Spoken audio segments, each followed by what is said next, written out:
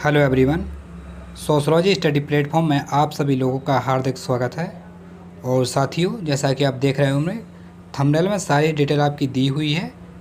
विषय आपका समाजशास्त्र और प्रैक्टिस सेट ये 15वां है। 14 प्रैक्टिस सेट इसके ऑलरेडी डिस्कस हो चुके हैं। सुपर 20 आपके सामने सुपर 20 MCQ हम डेली लेकर के आते हैं और सभी लोग क्लास को ज्वाइन करें। जितने लोग आ गए होंगे, जितने लोग आ गए हैं वो सभी सबसे पहले इसको लिंक को शेयर करें, इस क्लास को शेयर करें और सब्सक्राइब करें। जो लोग नए हैं, जो नए पुराने हैं, वो सभी लोग इसको शेयर करें, फटाफट शेयर करें फटाफट।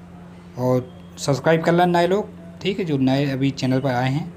और सभी लोग लाइक करें, सेशन को लाइक ज़रूर कर दिया करें सभी लोग। इससे पता पड़ जाए कि आपकी हाज़िरी लग चुकी है, आप मौजूद हैं क्लास में।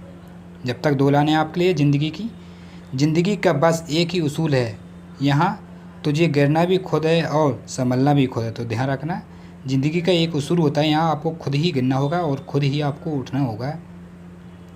चलिए सभी लोग को आ गए होंगे क्लास में। चलिए क्लास स्टार्ट करते हैं। सभी लोग लाइक सब्सक्राइब शेयर फटाफट करें, फिर स्टार्ट करते हैं। पहला प्रश्न है 281, ये 15वां प्रैक्टिस सेट आपका। परिघटना शास्त्र का प्रणेता किसे माना जाता है? ए है अल्फ्रेड हर्शल, बी है नेस्फील्ड, सी है भगवान दास और डी आपका स्पेंसर। परिघटना शास्त्र के प्रणेता कौन है? प्रश्न नंबर 281 आपके सामने प्रश्न है।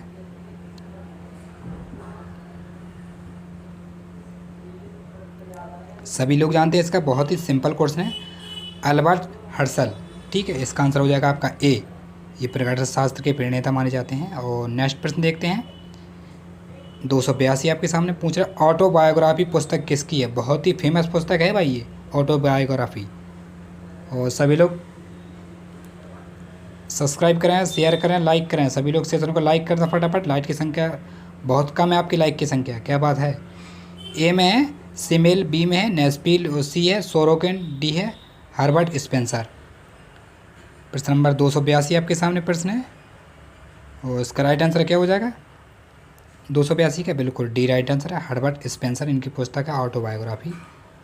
और आगे प्रश्न देखते हैं 283 पूछा, बृहद नगर यानी कि मेगापोलिस का अर्थ क्या होता है? ए है दो नगर के विलय से निर्मित मुख्य नगर, और बी में है दो या अधिक महानगरीय क्षेत्रों के विलय से निर्मित अति विशाल नगर जहां बृहद नगरीय क्षेत्र का विस्तार हो रहा हो, और सी है 1 करोड़ की आबादी वाला नगर, और डी है इनमें से कोई नहीं। कौन सा बृहद नगर का अर्थ होता है? प्रश्न नंबर 283 आपके सामने है प्रश्न, और इसका आंसर बताएं क्या है? 283 का प्रश्न आंसर बताएं। बिल्कुल राइट आंसर हो जाएगा बी, दो या अधिक महानगर के क्षेत्रों का विलय से निर्मित अति विशाल नगर जहां बृहद नगरीय क्षेत्र का विस्तार हो रहा हो, उसे हम बृहद नगर की संज्ञा कहते हैं। नेक्स्ट प्रश्न है 284 पूछा, ऐसे व्यक्तियों का समूह जो एक ही रसोई में बना हुआ भोजन करते हैं, संयुक्त परिवार की प्रमुख विशेषता। यह कथन आपका किस विद्वान का है? ए है डॉक्टर इरावती कर्वे, और बी है AR देसाई, और सी में दिया आपका श्यामाचरण दुबे, और डी में दिया BR अग्रवाल। प्रश्न नंबर 284 आपके सामने है, इसका आंसर बताएं क्या हो जाएगा? बिल्कुल राइट आंसर है इसका आपका ए, डॉक्टर इरावती कर्वे। इनकी बहुत ही फेमस पुस्तक है kinship organisation and India. 21 date में प्रकाशित हुई थी, कोई बता सकता है तो कमेंट करके बताए इनकी पुस्तक कब प्रकाशित हुई थी। और इन्होंने नातीदारी पर बहुत अध्ययन किया था। नेक्स्ट प्रश्न 285 पाश्चात्यकरण की अवधारणा किसने दी थी? ए है नेस्फील्ड, बी है ब्राउन, सी है सोरोकिन, और डी आपका श्रीनिवास। बहुत ही फेमस क्वेश्चन प्रश्न है ये, पाश्चात्यकरण की अवधारणा किसने दी थी? 285 आपके सामने प्रश्न है। बिल्कुल प्रश्न सरल है तो आंसर भी सरल है, MN श्रीनिवास। सभी लोगों को पता है, इसलिए ज़्यादा टाइम उसमें नहीं लगेगा। और इसी के साथ आपका नेक्स्ट प्रश्न 286 पूछा, सामाजिक परिवर्तन निम्न में से कौन नहीं चाहता है? कौन है जो सामाजिक परिवर्तन नहीं चाहता है? ए है युवा वर्ग, बी है शिक्षित लोग, और सी है स्वार्थ समूह, और डी है राजनीतिक लोग। सामाजिक परिवर्तन निम्न में से कौन नहीं चाहता है? 286 आपके सामने प्रश्न है। बिल्कुल राजनीतिक लोग नहीं चाहते हैं, इसलिए डी राइट आंसर हो जाएगा आपका।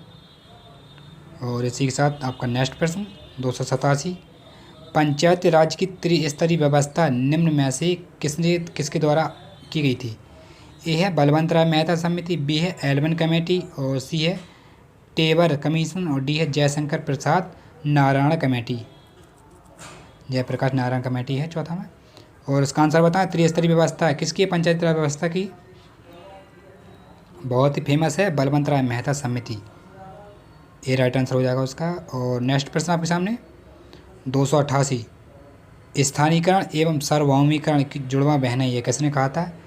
ए है मैरियट ने, बी है श्रीनिवास ने, सी है ब्राउन ने और डी है बेबन ने। किसने कहा था स्थानीयकरण और सार्वभौमिकरण जो है कि जुड़वा बहनें हैं? प्रश्न नंबर 288 और इसका आंसर बताएं 288 का।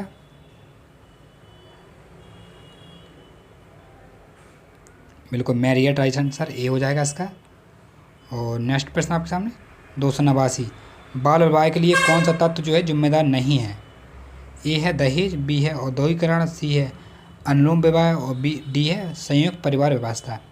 जो बाल विवाह पहले होते थे वह कौन सा तत्व जिम्मेदार नहीं है? प्रश्न नंबर 289 का राइट आंसर क्या है? बिल्कुल इसका आंसर हो जाएगा आपका बी, औद्योगिकरण, जो कि बाल विवाह का कारण नहीं है, और जबकि दहेज, अनुलोम विवाह और संयुक्त परिवार व्यवस्था ये तीनों कारण है। और इसी के साथ आपका नेक्स्ट प्रश्न है 290, एक व्यक्ति के रक्त से संबंधित सभी रिश्तेदार पितृ और मातृ दोनों पक्षों से संबंधित होते हैं और क्या कहलाते हैं? ए है एकोदर बंधु, बी है सहोदर बंधु, सी है पितृबंधु, डी है मातृबंधु। प्रश्न नंबर 290 आपके सामने है और इसका आंसर बताएं। सभी लोग सेशन को लाइक करें भाई, लाइक की संख्या बहुत कम है। इसका आंसर हो जाएगा आपका सी, पितृबंधु, सी इज़ द राइट आंसर। ठीक है, 290 का सी राइट आंसर हो जाएगा। और नेक्स्ट प्रश्न देखते हैं 291, समाजशास्त्र के अध्ययन का केंद्र है? ए है आदिम मनुष्य, बी है सामाजिक समूह और सी है पूंजी प्राप्त करने वाला मनुष्य और डी है व्यावहारिक सदस्यों के रूप में मनुष्य। समाजशास्त्र किसका अध्ययन करता है?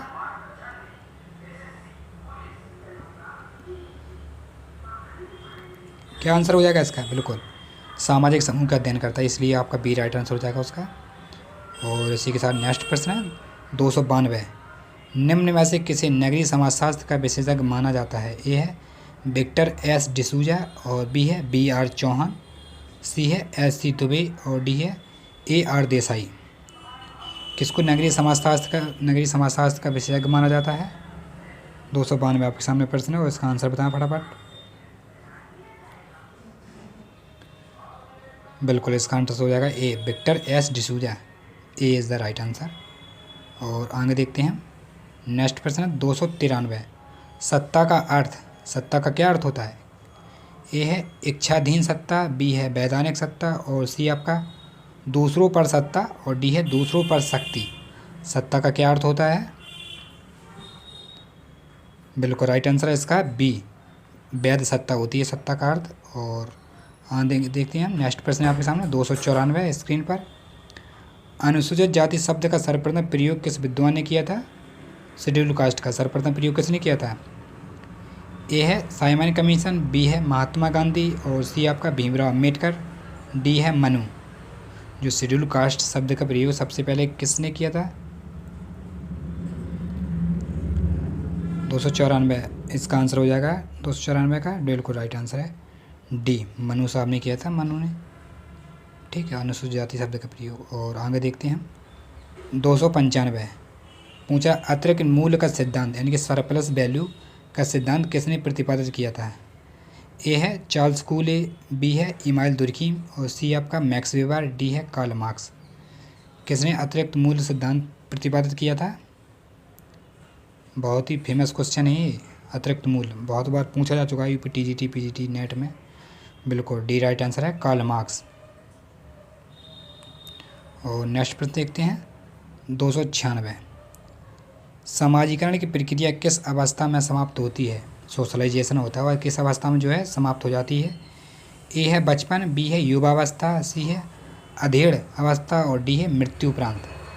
सोशलाइजेशन कब समाप्त होता है?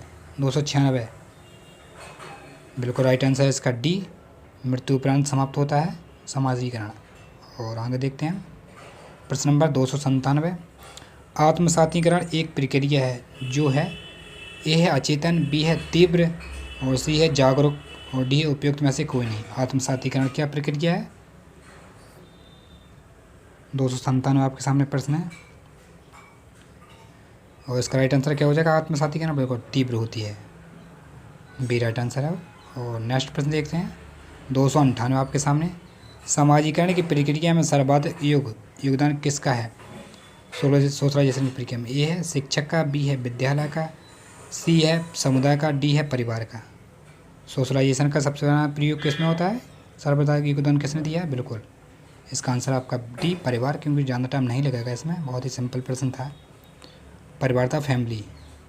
नेक्स्ट प्रश्न है 299, विकासशील देश में मध्यम वर्ग द्वारा वैधानिक प्रक्रिया के फलस्वरूप निम्न में से क्या प्राप्त नहीं किया जा सकता है? ए है राजनीतिक लक्ष्य, बी है आर्थिक लक्ष्य, सी है शैक्षणिक लक्ष्य और डी है उपयुक्त सभी। विकासशील देशों में से मध्यम वर्ग को द्वारा जो वैधानिक प्रक्रिया के फलस्वरूप निम्न में से क्या प्राप्त नहीं किया जा सकता? 299 आपके सामने प्रश्न है, बिल्कुल शैक्षणिक लक्ष्य प्राप्त नहीं किया जा सकता है। और नेक्स्ट प्रश्न है ये 300 प्रश्न है, पूछा अपने समूह की संस्कृति को अस्वीकार करने की व्यक्ति की प्रवृत्ति को क्या कहते हैं? ए है अहंग केंद्रवाद, बी है उदार राष्ट्रवाद और सी आपका धार्मिक कट्टरता और डी है विदेशी केंद्रता। प्रश्न नंबर 300 आपके सामने है और इसका राइट आंसर क्या हो जाएगा? बिल्कुल अपने समूह की संस्कृति को अस्वीकार करना, इसका आंसर हो जाएगा डी विदेशी केंद्रता, डी राइट आंसर है। और इसी के साथ इस आज का सेशन आपका समाप्त होता है और जितने लोग ज्वाइन किए थे वो सभी लोग शेयर कर दें इसको, जितने जो लोग रह गए हैं वो सभी लोग इसको सेशन को देख सकें। और आपको ये पीडीएफ चाहिए तो आप टेलीग्राम पर ज्वाइन कर सकते हैं, वहाँ आपको पीडीएफ मिल जाएगी इसकी, ठीक है। और प्लेलिस्ट बनी हुई है और जो लोग नए हैं वो लेक्चर देख सकते हैं प्लेलिस्ट में जा करके। और मिलते हैं नेक्स्ट लेक्चर में, जब तक लिए आप अपना ख्याल रखें, अपने परिवार का ख्याल रखें। धन्यवाद।